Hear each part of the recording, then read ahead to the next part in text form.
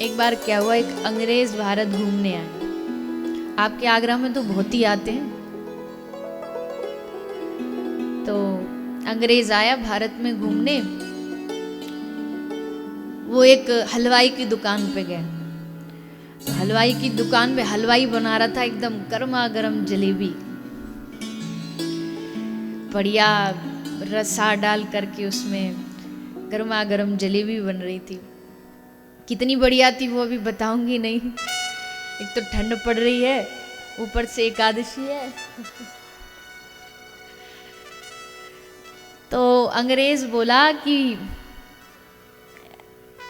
What is the name of this product. अब जलेबी की अंग्रेजी बताओ, बताओ है जी। हाँ, बोले अब इसका कोई डिक्शनरी में तो है नहीं। वो हलवाई ऐसा ही था, कोई मजाक किया तो बोला कि अब अंग्रेजी तो है, इसको बोलने में क्या है। तो उसने बोला भाई साहब इसका नाम है round round stop, round round stop.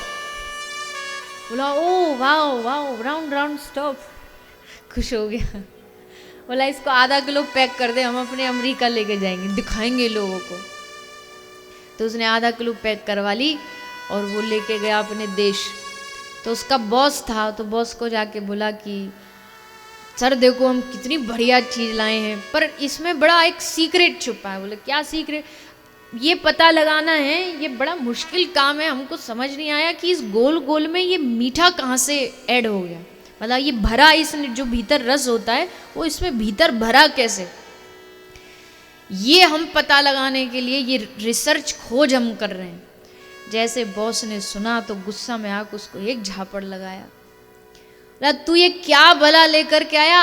अरे 5 साल से मैं खुद एक रिसर्च में लगा हूँ। बोले तू कौन सी रिसर्च में लगा? वो 5 साल पहले मैं भारत में गया था, वहाँ से एक समोसा लेकर के आया हूँ। 5 साल हो गए आज तक समझ नहीं आया आलू गया कैसे भीतर। 5 साल से इसी रिसर्च में लगा हूँ, एक परेशानी खत्म नहीं हुई तो दूसरी ले आया।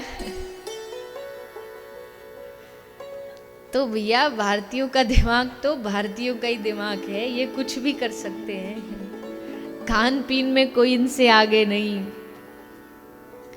दुनिया की बात करें तो उसमें शिक्षा में भी भारतीय कोई कम नहीं है। आज देखो आप, हर क्षेत्र में भारतीयों का बोलबाला है। तो बस इतना ही कहना है कि भारत में जन्म हुआ है, ये हमारा बड़ा सौभाग्य है, भगवत कृपा है। इस सौभाग्य को समझिए, इस सौभाग्य को अपने बच्चों को समझाइए कि क्यों जरूरी है अपनी भारतीय संस्कृति को जिंदा रखना, जीवित रखना। अपने दिलों में जीवित रखो, अपने मन में जीवित, अपने घरों में जीवित रखो। अगर तुम्हारे घर आकर के तुम्हारे घर के बच्चे को अगर ये सिखाना पड़ रहा है कि किसी संत के पैर, बेटा पैर छुओ, तो समझ लो अभी तुम्हारे घर के संस्कारों में बहुत कमियां। अगर तुम्हें कहना पड़ रहा है कि बेटा महाराज जी के पांव छुओ, और अगर उससे तरीका नहीं पता, घर में संत आया तो उसका कैसे सम्मान करे, इसका मतलब आपने भले उस बच्चा को PhD करा दी हो, पर फिर भी वो अभी अज्ञानी ही है, क्योंकि उसको अपने संस्कारों के बारे में नहीं पता। इसलिए उस पर ध्यान